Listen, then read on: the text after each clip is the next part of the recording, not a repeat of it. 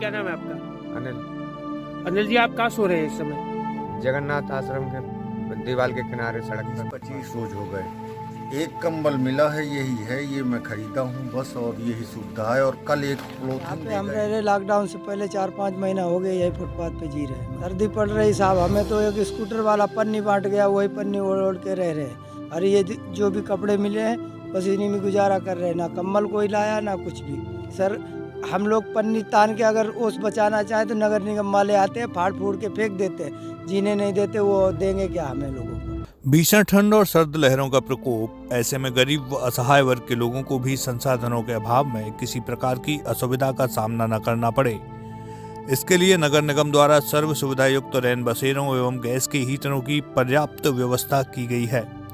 साथ ही फुटपाथ पर सोने वाले व्यक्तियों को नजदीकी रैन बसेरों में पहुंचाने के लिए मथुरा में सहायक नगर आयुक्त राजकुमार मित्तल एवं वृंदावन में अपर नगर आयुक्त सत्येंद्र कुमार की ड्यूटी लगाई गई है। ये निर्देश नगर आयुक्त रविंद्र कुमार मानदड़ द्वारा दिए गए हैं और ये दावे भी नगर निगम के हैं। नगर आयुक्त के निर्देशों का पालन धार्मिक नगरी वृंदावन में किस तरह से हो रहा है, इसका नज़ारा आप इन तस्वीरों में देख सकते हैं। आपको दिखाई दे रहे ये दृश्य परिक्रमा मार्ग के हैं, जहां लोग ऐसी कड़कड़ाती ठंड में भी खुले में रात बिताने को मजबूर हैं। इन दिनों सर्द मौसम के बढ़ते प्रकोप के कारण जब घरों में ही लोगों की हालत खस्ता हो रही है, तो सड़क किनारे सो रहे अथवा बैठे लोगों पर क्या बीत रही होगी, इसका अंदाजा तो आप बखूबी लगा सकते हैं। अब बात करें नगर आयुक्त के निर्देश और नगर निगम की व्यवस्थाओं की, तो इसकी हकीकत भी आप इन्हीं गरीब व असहाय लोगों की जुबानी सुन सकते हैं, जिनका साफ साफ कहना है कि नगर निगम द्वारा उन्हें किसी प्रकार की सुविधा नहीं दी जा रही है, बल्कि इस भीषण ठंड से बचने के लिए वे स्वयं भी कोई व्यवस्था करते हैं तो उसे भी निगम द्वारा हटवा दिया जाता है। इतना ही नहीं, सर्द लहरों से बचाव के लिए वे लोग जंगल या फिर शमशान से लाई गई लकड़ियों का सहारा लेते हैं। क्या नाम है? गोपाल दास, कहाँ के रहने वाले? राजस्थान के। कहाँ से, कब से रह रहे हैं आप? यहाँ पे हम रह रहे लॉकडाउन से पहले 4-5 महीना हो गए यही फुटपाथ पे जी रहे हैं, मर रहे हैं। क्या स्थिति इस समय ठंड पड़ रही है? बहुत सर्दी पड़ रही साहब, हमें तो एक स्कूटर वाला पन्नी बांट गया, वही पन्नी ओढ़ ओढ़ के रह रहे हैं। और ये जो भी कपड़े मिले हैं बस इन्हीं में गुजारा कर रहे हैं। ना कम्बल कोई लाया ना कुछ भी। नगर निगम मौजूदा बचाव करने के लिए कोई भी नहीं सर।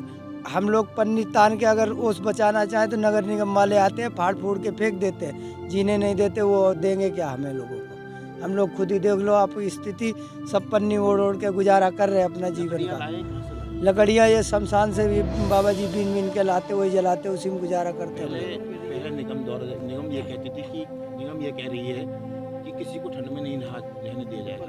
तो निगम तो कह रही है, लेकिन यहाँ तो आप मौजूद हो, आप देख लो और दुनिया भी देखेगी कि ये बाबा जी निगम वाले क्या कर रहे हैं। आप देख लो, जो भी अगर पन्नी टान के कोई बाबा अगर झोपड़ी बनाता है तो नगर निगम वाले आके उसको फाड़ देते हैं। ये सुविधा दे रहे हैं कि मतलब ओस में रहो। शमशान घाट से और यहाँ तक की लकड़ियों की स्थिति कैसी रहती है लाने की? यहाँ कहीं शमशान में चले जाते, कहीं इधर पीछे जंगल है तो वहाँ से छोटी छोटी लकड़ियाँ बीन के लाते, उसी को जलाते।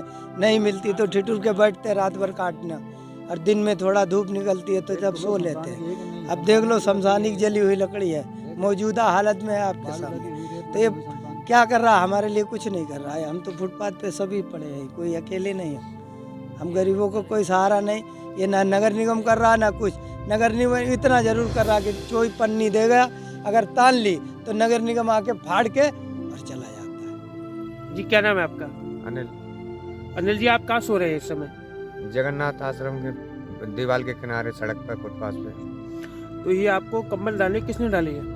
ये हमारी गाड़ी आई थी मारुति वैन, उन्होंने घेरी है। इसकी गाड़ी? ये प्राइवेट था गाड़ी थी, वैसे ही सेठ लोगों की। नगर निगम द्वारा आपको कुछ सुविधा मिली है? नहीं ना, कोई नहीं बोला। कोई नहीं बोला ना। तो नगर निगम की टीम आपके पास आई कि रैन बसेरा में जाइए? ना, कोई नहीं आई, नहीं किसी ने बोला। कब से सो रहे हैं आप? हमें तो कहना मैं 8 महीने जब से कहना लॉकडाउन लगा जब से। ऐसे सो रहे हैं आप? हाँ, इसी जगह पे गर्मी भी और जाड़े भी। हाँ। नाम है भैया आपका? मेरा नाम सत्यनारायण शुक्ला है, मैं डिस्ट्रिक्ट बांदा का रहने वाला हूँ। जी, आप कब से सो रहे हैं? 20-25 रोज हो गए। कहाँ पर सो रहे हैं? ये यहाँ पे जगन्नाथ है, जगन्नाथ के बगल में सुदामा कुटी के और जगन्नाथ के बीच में। नगर निगम द्वारा आपको कोई सुविधा दी गई है? एक कंबल मिला है, यही है, ये मैं खरीदा हूँ बस, और यही सुविधा है। और कल एक क्लोथिंग दे गए हैं ये। कंबल आप अपने पास से खरीदे हैं? हाँ, मैंने ये खरीदा है, ये कंबल 150 का। 150 रुपये का। नगर निगम द्वारा और सरकार द्वारा आपको कोई व्यवस्था नहीं की गई? एक बार कंबल दे गए हैं, अब वो नगर निगम के हैं कि कौन है हमको ये मालूम नहीं। नगर निगम द्वारा रहन बसेरा की सुविधा की गई, आपको वहाँ गए आपको पता है वो? नहीं, उसके बारे में मालूम नहीं, ना यहाँ कोई हमारे पास आया।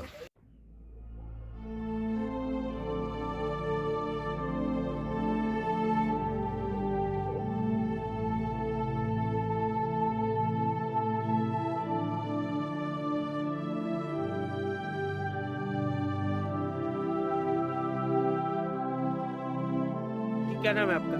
अनिल। अनिल जी, आप कहाँ सो रहे हैं इस समय? जगन्नाथ आश्रम के दीवार के किनारे सड़क पर। 25 रोज हो गए। एक कंबल मिला है, यही है, ये मैं खरीदा हूँ बस, और यही सुविधा है। और कल एक यहाँ क्लोथिंग पे हम दे रह गए। रहे लॉकडाउन से पहले 4-5 महीना हो गए यही फुटपाथ पे जी रहे हैं। सर्दी पड़ रही साहब, हमें तो एक स्कूटर वाला पन्नी बांट गया, वही पन्नी ओढ़ ओढ़ के रह रहे हैं। और ये जो भी कपड़े मिले हैं बस इन्हीं में गुजारा कर रहे हैं, ना कम्बल कोई लाया ना कुछ भी। सर, हम लोग पन्नी तान के अगर ओस बचाना चाहें तो नगर निगम वाले आते हैं, फाड़ फूड़ के फेंक देते हैं, जीने नहीं देते, वो देंगे क्या हमें लोगों